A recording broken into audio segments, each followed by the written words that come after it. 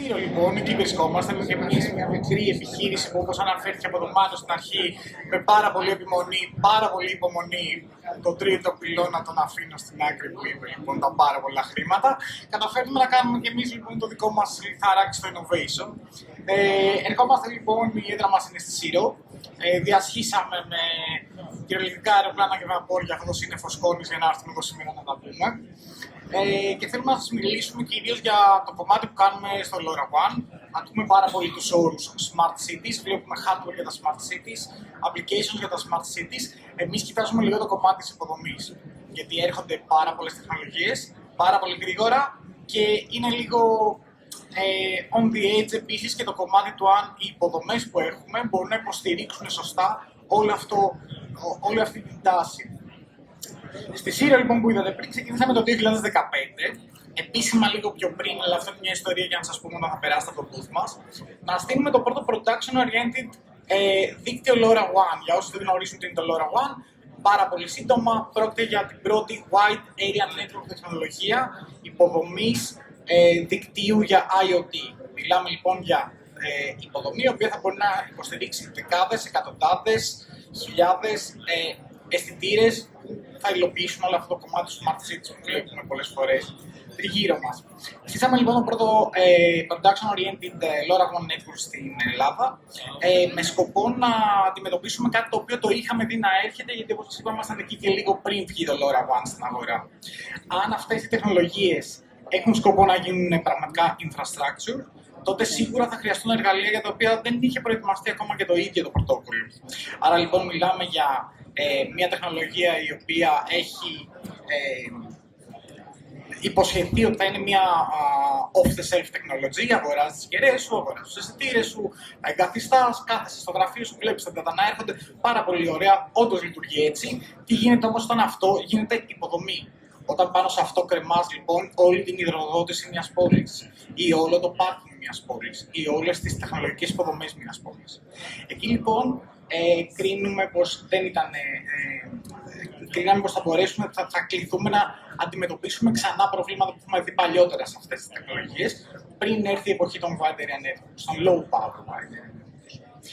Κάποια από τα πράγματα λοιπόν έτσι συνοπτικά που βλέπαμε να έρχονται και χτυπούσαμε τα καμπανάκια μας και εμείς όπου μπορούσαμε, είναι ότι δεν υπάρχει large scale υποδομή η οποία την εγκαθιστάς και φεύγεις.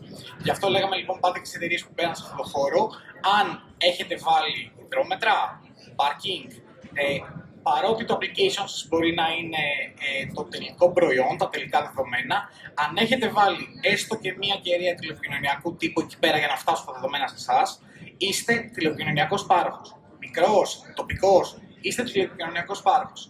Αν δεν δουλεύει το δίκτυό σας σωστά, δεν θα δουλεύει και η εφαρμογή σας. Άρα λοιπόν ερχόμαστε να παρέχουμε εργαλεία για να γίνει σωστά αυτή η δουλειά. Καμία λοιπόν υποδομή δεν είναι deploy and forget. Δεν είναι ένα δίκτυο που το βάζουμε και φέρνουμε και θα λειτουργεί μια χαρά. Λειτουργεί σε μια μπάντα η οποία είναι ανοιχτή, μπορεί να τη χρησιμοποιήσει οποιοδήποτε. Είναι unlicensed λοιπόν, δεν σημαίνει ότι είναι unregulated. Σημαίνει ότι πρέπει να υπάρχουν κανόνες εκεί πέρα και πρέπει να τους στηρούν όλοι για να μπορούμε να παίζουμε όλοι. Υπάρχουν προβλήματα στα δίκτυα τα οποία αρχίζουν και γίνονται πάρα πολύ πυκνά. Αρχίζει το ένα δίκτυο να μιλάει μαζί με το άλλο. Ένα πρόβλημα από το 2015 που ξεκινούσε αυτή η τεχνολογία δεν το βλέπαν ακόμα όλοι. Όπως επίσης υπάρχουν και τα λεγόμενα polluting devices. Αγοράζετε συσκευές, λειτουργούν τέλεια, είναι certified.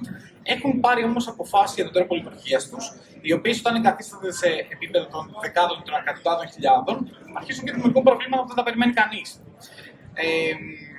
Ερχόμαστε λοιπόν και εμείς κάπου εκεί και με την ίδρυση της Kuju ξεκινάμε αυτή την πλατφόρμα που λέγεται Kuju Analytics. Είναι μια πλατφόρμα που σε βοηθάει, σε πιάνει από την αρχή από το να σχεδιάσεις το πώς θα υλοποιήσεις αυτή την υποδομή σου, προχωράει στο να παρακολουθεί την υποδομή σου πραγματικό χρόνο για να βλέπει τι συμβαίνει, αλλά το πιο σημαντικό από όλα για μας, φτάνει στο σημείο να μπορεί να σου πει αν λειτουργεί η υποδομή σου ποιοτικά. Και το ποιοτικά είναι ένα πάρα πολύ σημαντικό, μια πάρα πολύ σημαντική λέξη εκεί πέρα. Υπάρχουν πάρα πολλές πλατφόρμες που μπορούν να σου πούν αν λειτουργεί κάτι ή όχι, αλλά εμείς θέλουμε να ξέρουμε κιόλας αν λειτουργεί σωστά. Αν εμφανιστεί ένα πρόβλημα, αν αυτό το πρόβλημα είναι κρίσιμο.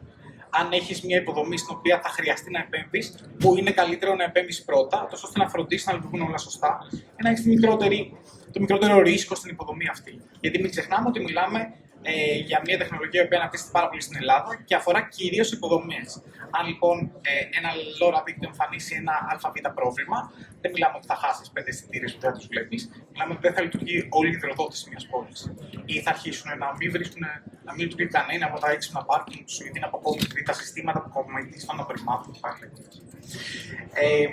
Ξεκινάμε λοιπόν, όπως είπα, από το network planning. Άρα λοιπόν, πριν ξεκινήσει να κάνεις οτιδήποτε στο network, έρχεσαι σε μια πλατφόρμα η οποία είναι πάρα πολύ εύκολο να χρησιμοποιηθεί, browser-based πλέον. Μπορείς να ξεκινήσεις να μελετάς την υποδομή σου, να δεις, για να το πω πιο απλά, πού θα βάλεις αυτές τις κέρυες σου για να έχεις μια πολύ καλή κάλυψη στο πεδίο σου. Θα δείτε και λίγο έτσι τα screenshots, πάντα τη σειρά από πίσω, για να μπορούμε να σας φέρουμε λίγο προς τα εκεί κιόλας. Λειτουργούμε και στην τεχνολογία και στον τουρισμό, μάλλον. Ξεκινάμε λοιπόν από αυτή την πλατφόρμα η οποία θα σε βοηθήσει να βρεις το μέγεθος της υποδομής που απαιτείται για να υλοποιήσεις το πρόγραμμά σου και πού πρέπει να μπουν αυτές οι υποδομές. Προχωράμε όμως στο System Network Planning, εκεί που βλέπουμε ότι σε πιο μεγάλα έργα συνήθως χρειάζεται πραγματικά να μπεις μέσα με πολύ πιο advanced εργαλεία, με πολύ advanced αλγόριθμους, για να μπορείς να κρίνεις down to the point 10.000 αισθητήρες, 100.000 αισθητήρες. Θέλουμε να ξέρουμε πριν μπουν τι ποιότητα κάλυψης θα έχει ο καθένας, για να μπορούμε να βλέπουμε χωρικά, να προβλέψουμε χωρικά προβλήματα που θα υπάρχουν όταν αυτά ξεκινήσουν να λειτουργούν. Άρα λοιπόν μπαίνουμε και εκεί εμείς, έχοντας το know-how να κάνουμε το Assisted Network Planning, να βοηθήσουμε λοιπόν με αυτούς τους αλγόριθμους και τα KPIs να στηθούν σωστά, να προβλεφθούν σωστά οι υποδομές αυτές. Και προχωράμε σιγά σιγά από την ώρα που θα ξεκινήσει να λειτουργεί το δίκτυό σας, συλλέγοντας τα metadata που συλλέγουμε, μπορούμε πραγματικά μέσα στις πρώτες ώρες λειτουργίας να αρχίσουμε να βλέπουμε αφενός αν λειτουργεί καλά και ποιοτικά, αφετέρου να κρίνουμε και το προηγούμενο στάδιο, άρα και να κάνουμε adapt, άρα και να διορθώσουμε πάρα πολύ νωρίς προβλήματα που ενδέχεται να έχει μια τέτοια υποδομή στο μέλλον.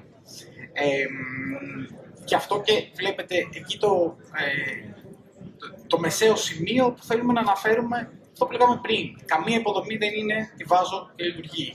Κάνεις συνέχεια design, κάνεις install τις κεραίες σου, τους αισθητήρες σου, πρέπει να κάνεις συνέχεια validate και να γυρνάς πίσω και να αλλάζεις τις συνθήκες αυτές. Γιατί κανένα δίκτυο από αυτά δεν είναι, όπως είπαμε, deploy and forget.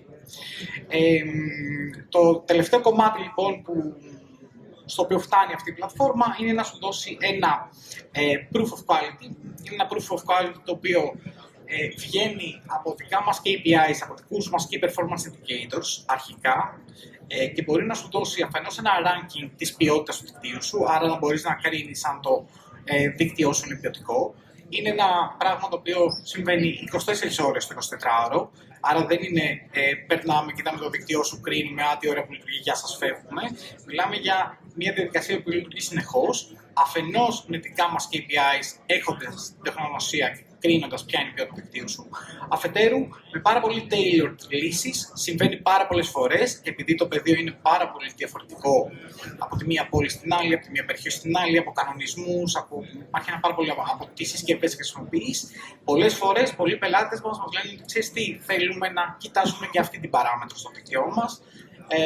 Be our guest, ότι χρειάζεται να παρακολουθεί, ότι κρίνετε εσείς ή ο πελάτης σας ότι είναι κρίσιμο για να αποδειχθεί η ποιότητα του δικτύου σας. Μπορούμε να το προσθέσουμε και να βλέπουμε, να βγάζουμε το ranking αυτό. Ξέρω ότι έχουμε πάρα πολύ λίγο χρόνο, οπότε θα αναφερθώ πάρα πολύ γρήγορα σε όλα τα στις υπόλοιπες διαδικασίες μας και θα καταλήξω σε αυτό που μας έφερε και όλα στη Χετία. Πέρα από τα analytics λοιπόν, που κάνουμε σε επίπεδο δικτύου, άρα λοιπόν πιάνουμε το δίκτυό σας από τη μέρα που ξεκινάτε και για όλη τη ζωή και παρακολουθούμε την ποιότητά του. Έχουμε παρατηρήσει ότι είτε σε μικρό επίπεδο, στον αισθητήρα, είτε σε μεγάλο επίπεδο, σε επίπεδο πόλης, αυτές οι τεχνολογίες στα σύρμα της μετάδοσης είναι πολλές, υπάρχει πολύ μεγάλη εξέλιξη και θα συνεπάρχουν για πάρα πολλά χρόνια. Άρα λοιπόν, περάσαμε στο κομμάτι του Bridge. Είναι ένα προϊόν το οποίο φροντίζει από όπου και αν έρχονται τα δεδομένα σου με όποια τεχνολογία και πρωτόκολλο και αν έχει επιλέξει, είτε υφιστάμενα είτε δεδομένα που θα έχει στο μέλλον, να καταλήγουν σε ένα μοναδικό endpoint για να είναι πάρα πολύ εύκολο να τα πάρει. Ένα παράδειγμα που συναντάμε πάρα πολλές φορές σε επίπεδο cities, σε επίπεδο smart cities, είναι ότι έχουμε 10.000 λωρεδρόμετρα, 10.000 φώτα 4G, 3.000 αισθητήρες οι οποίοι λειτουργούν με SMS, με whatever. Και υπάρχει ένα πάρα πολύ μεγάλο fuzziness στο πού πηγαίνουν αυτά τα δεδομένα, πώς θα πάρουμε αυτά τα δεδομένα και πάλι λέγοντας. Ένα προϊόν λοιπόν δικό μας που έτσι ήρθε από αυτή την εμπειρία είναι ότι κάπως αυτά είναι καλό να μαζευτούν και κάπως να δίνονται πάρα πολύ εύκολα εν τέλει προς χρήση. Και άρα να μην χρειάζεται είτε στην αρχή του σχεδιασμού μιας τέτοιας υποδομής είτε στη διάρκεια ζωής της να ασχολείται ο πελάτης εν τέλει με το πώς θα φτάσουν τα δεδομένα που θέλουν. Οποιοςδήποτε βάζει ένα IoT σύστημα στο πεδίο θέλει δύο πράγματα. Να λειτουργεί και να στέλνει τα data. Όλο το ενδιάμεσο καλούμαστε να το συστηματοποιήσουμε. Και εκεί είναι οι ευκαιρίες και η δουλειά δικιά μας. Και εν τέλει το κομμάτι που όπως ανέφερα μας έφερε κυρίως στη Χετία. Ξεκινήσαμε και εμείς σαν embedded system developers. Άρα λοιπόν έχουμε μεγάλη εμπειρία στο κατασκευαστικό κομμάτι των IoT. Εκεί πάρα πολύ σύντομα, αφού αν έχω 2 λεπτάκια ακόμα, η απορία. Η μεγάλη αγωνία μας είναι για το πώς θα εξελίξουμε τον τρόπο που γίνονται developed IoT συστήματα, γιατί κάπως θεωρούμε ότι έχει παλιώσει. Από την εποχή που τα ενσωματωμένα συστήματα έκαναν αυτό που λένε, ενσωματωνόντουσαν σε ένα ευρύτερο προϊόν, στην σημερινή εποχή που το ενσωματωμένο σύστημα αυτό καθ' αυτό είναι ένα προϊόν και πρέπει να τρέξει και να γίνει πάρα πολύ γρήγορα. Πρέπει να φτιαχτεί γρήγορα, πρέπει να υποστηριχτεί πάρα πολύ καλά, πρέπει να βγούμε στην αγορά γρήγορα με το επόμενο προϊόν. Άρα λοιπόν πιστεύουμε ότι ο τρόπος που αναπτύσσουν αυτά τα συστήματα είναι λίγο παροχημένος.